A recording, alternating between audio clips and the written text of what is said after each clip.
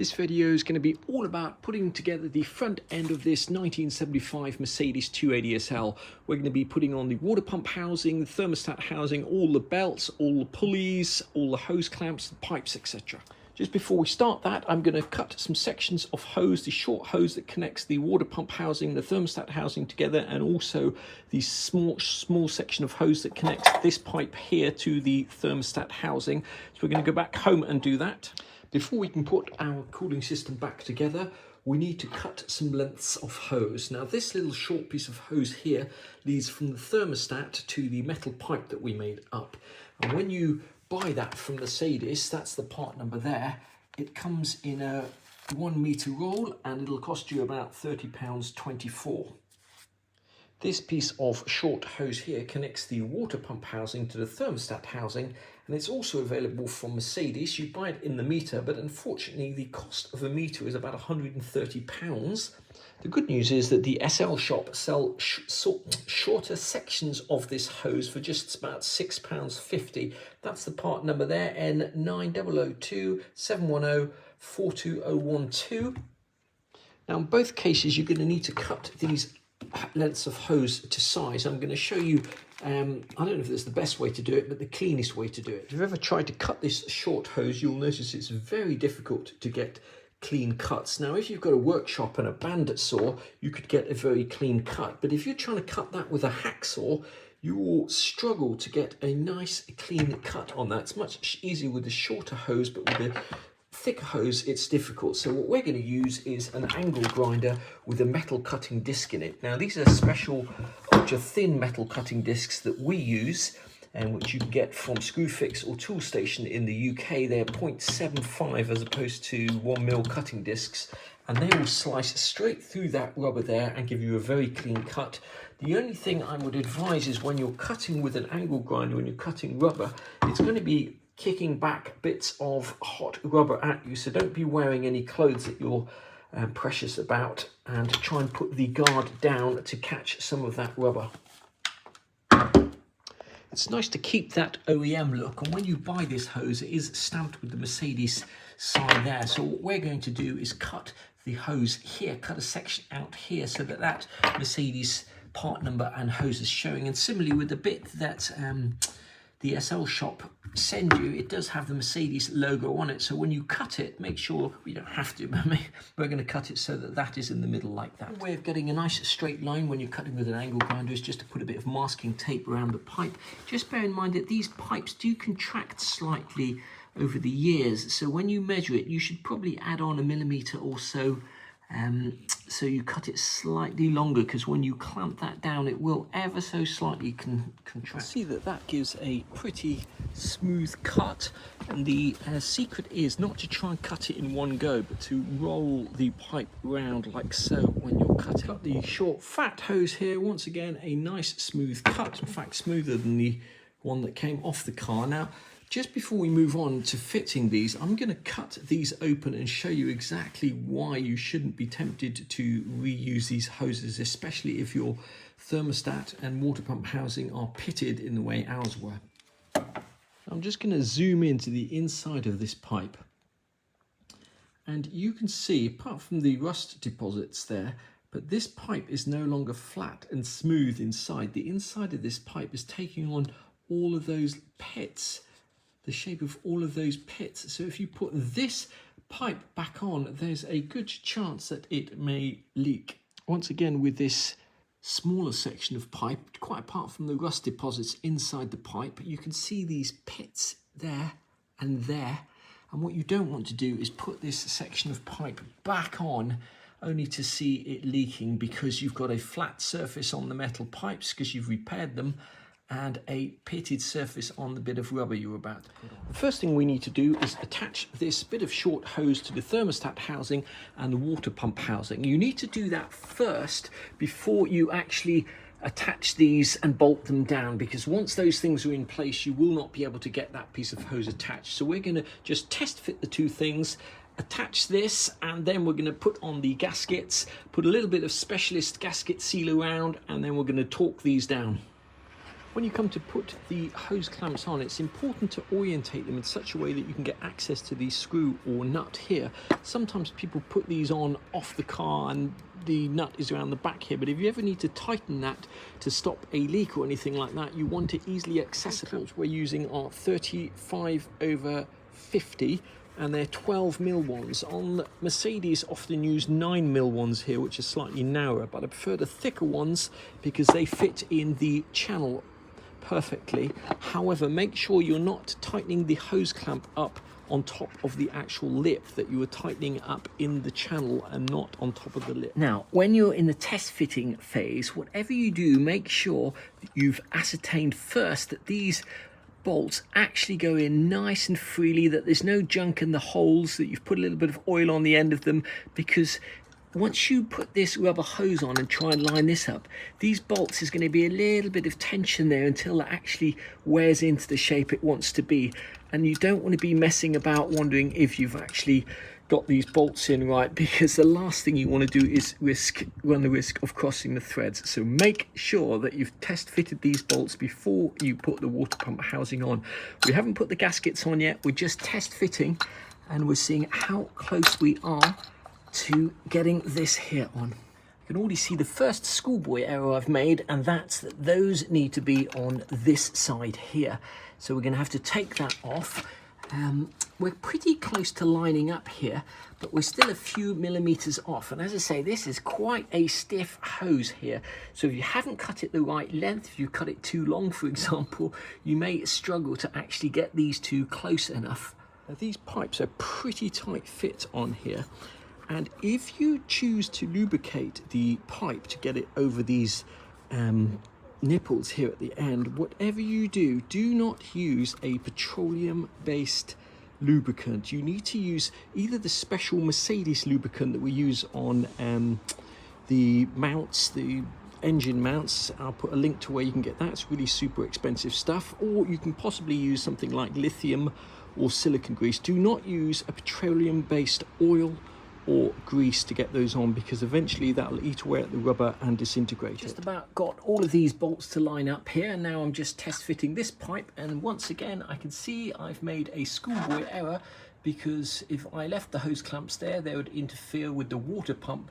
They need to be up the other way or facing down like that. Now this is the pipe we made up here, and though I say so myself, it aligns absolutely perfectly. I just need to remember to move the Mercedes sign facing upwards on this piece of copper hose, put the other hose clamp on there, and we'll align them up this way, and that should be absolutely perfect.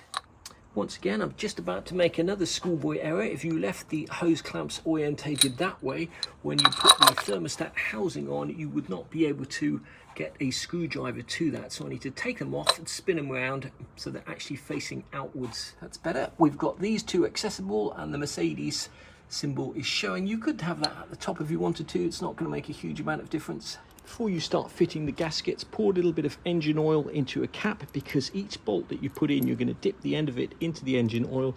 You can also use a dab of anti-seize, but we're going to use standard engine oil. Just before we start this part of the job, a quick word on sealant.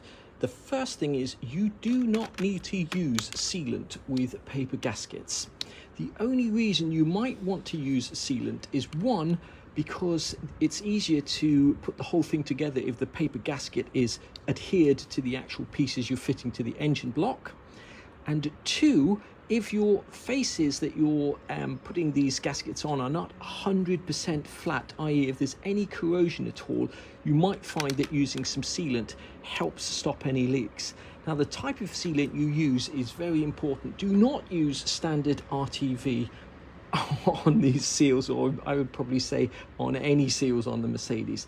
This high-low red here is what's called a semi-hardening sealant, so it does not dry hard, and it allows you to get the thing apart again if you need to. It's a non-setting sealant. They do a red and a blue. The blue is for oil-based seals like the rear diff, etc., or some of the bearings. The red is for water-based seals. Obviously we're doing the coolant system here, so you need the high-low tight red.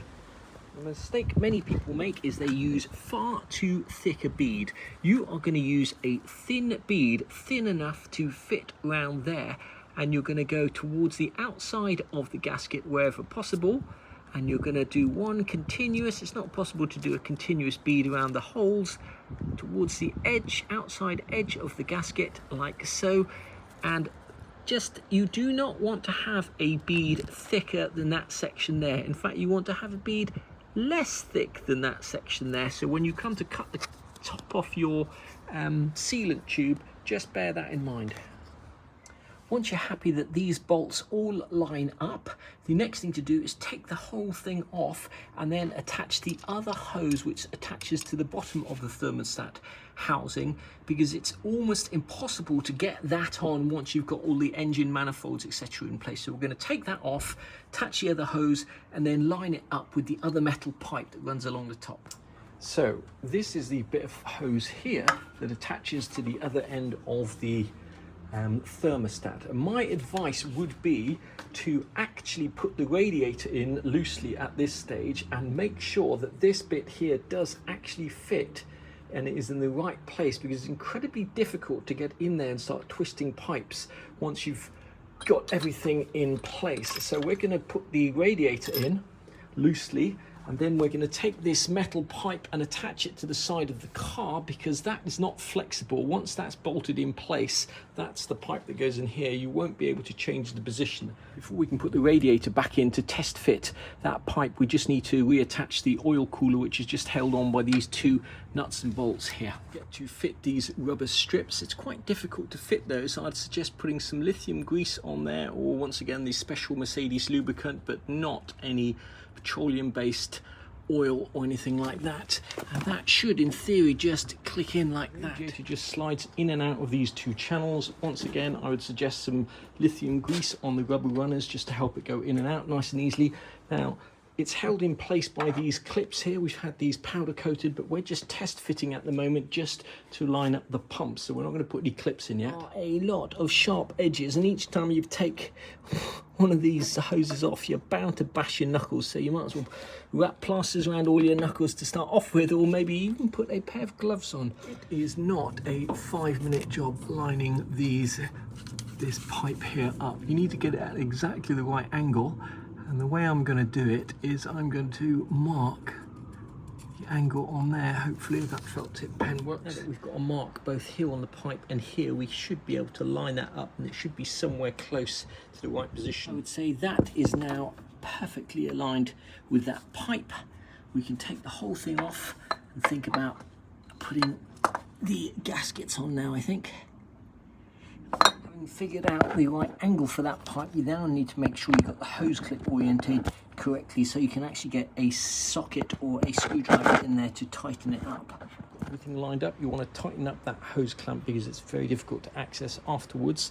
Now the thing about tightening up hose clamps is you do not want to go overboard when you tighten these up, and you want to make sure you won't use the right size hose clamps. For example, this is a 35/50 and gives you just a very small tongue here. What you don't want to have is a big tongue coming out all the way here because you've used the wrong size hose clamp. It's time to start applying the gasket sealant, and you can see here that these surfaces are not completely flat, and that's why I'm using a sealant on there.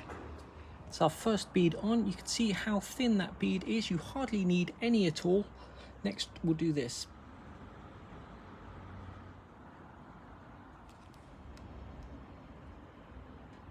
It doesn't matter if you get a little bit of squeeze out on the outside. What you're trying to avoid is getting any squeeze out on the inside that could fall inside the engine and end up blocking any channels. Next up, we're going to put a thin bead of sealant around this side of the gasket. We've got the bolts in that go through the gaskets. All we have to do now is thread this in. I'm going to do this off camera because it's quite a fiddly job. We're going to align this bolt first, and then just try and align these 3 thermostat bolts first, and then put the 5 water housing bolts. Once you've got those 3 bolts started, you can then set up aligning the holes down. This one here is going to be the easiest to align. I'm going to push that up slightly.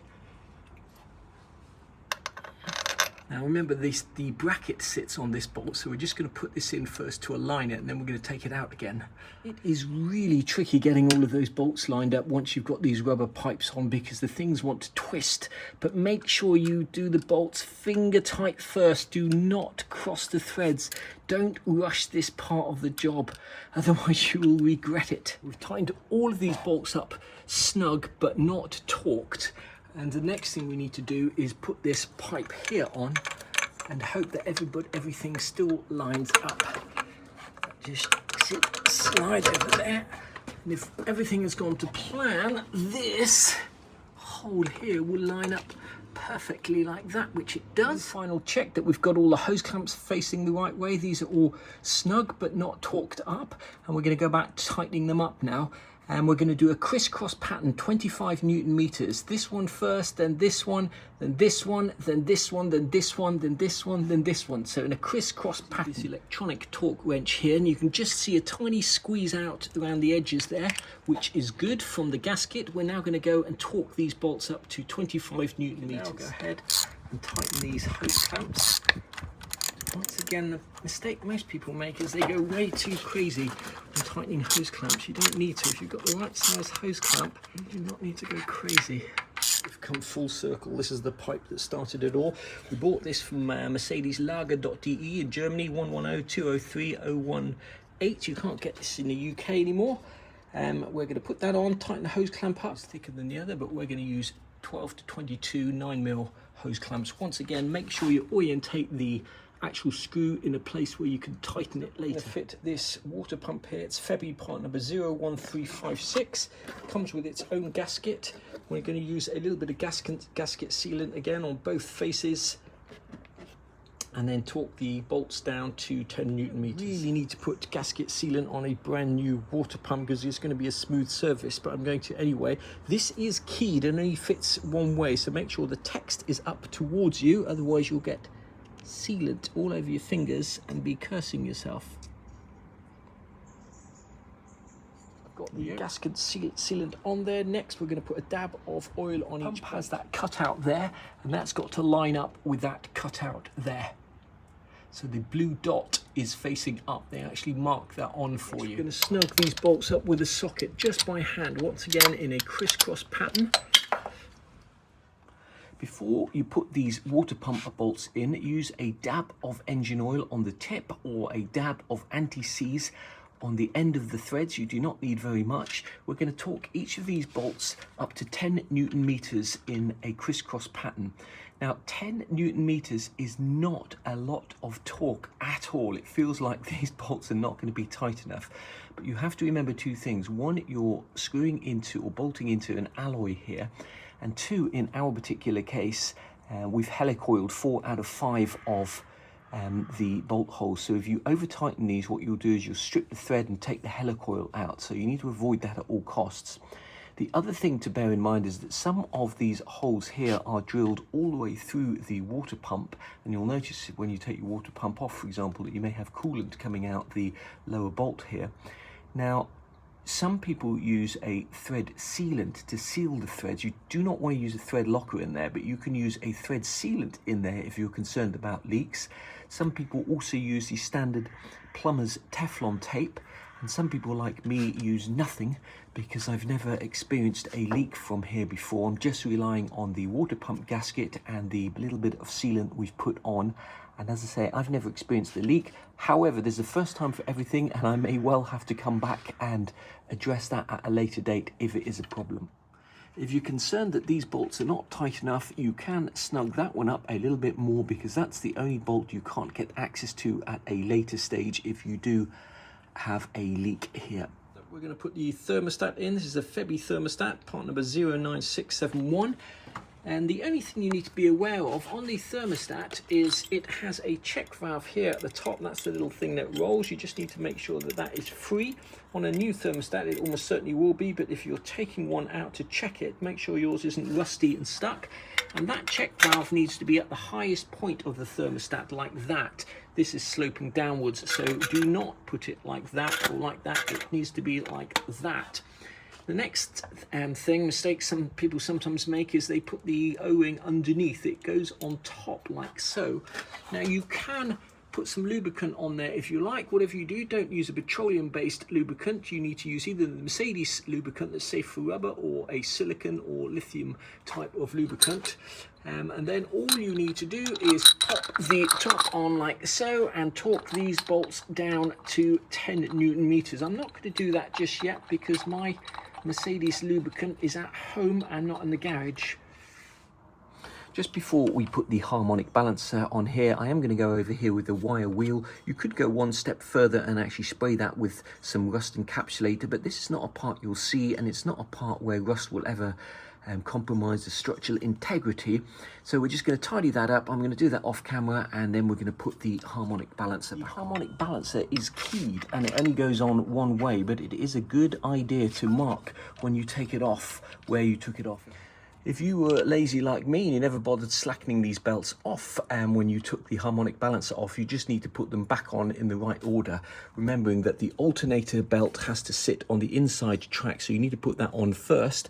Then the power steering belt here needs to go on next, and last of all is the aircon belt. Now the aircon belt and the alternator bolt, this will go around the pulley that sits here, and this goes around a tensioner that we've taken off, but this one is going to be under tension when you put it on.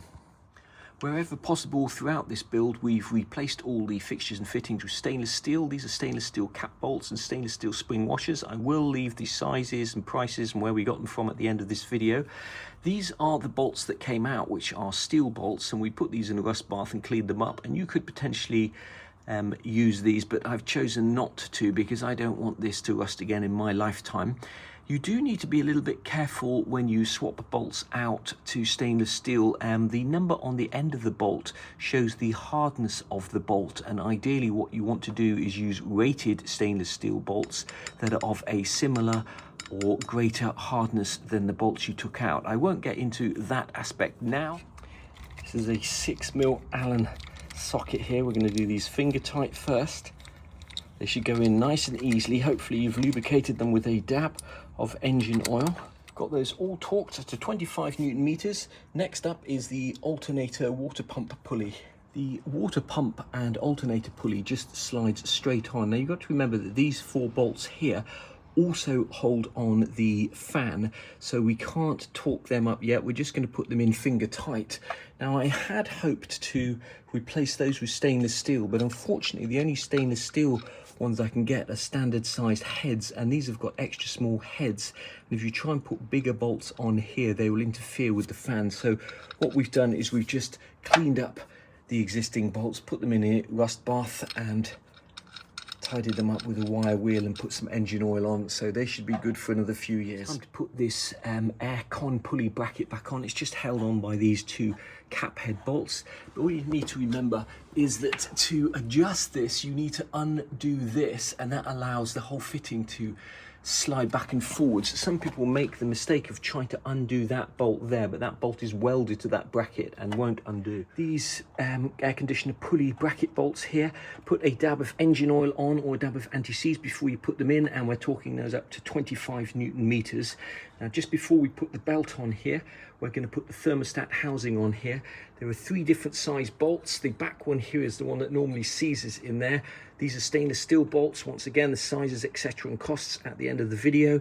I'm just going to put a dab of engine oil on each bolt before I put it in. Just screw it in first. These are going to be torqued to just 10 Newton meters, and there's no washer. Difficult about fitting the thermostat, just remember that the little check valve is at the top, and if you want to lubricate this O-ring, do not use engine oil or any petroleum based oils. What you need to use is a silicone grease, lithium grease, or this is the stuff that Mercedes actually recommend there. That's the part number.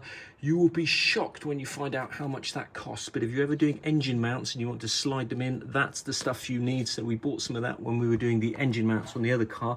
We can just put a little dab of that around there. You don't need to, but as I say, if you want to lubricate it, that's the stuff to use, or silicone or lithium grease. When you come to torque that bolt down, it's a good idea to take that bracket there off so you can get an extension in there and get the proper torque. What often happens is people don't use a torque wrench for that, they don't lubricate it, and that's why that bolt seizes in. Those 3 bolts tightened up to 10 Newton meters. Once again, crisscross pattern with lubrication. I'm just going to put this bracket on loosely for the time being because we are going to come back and replace those spring washers with stainless steel ones, and these nuts here with stainless steel nuts. Now we can put this belt over here and set about adjusting this here.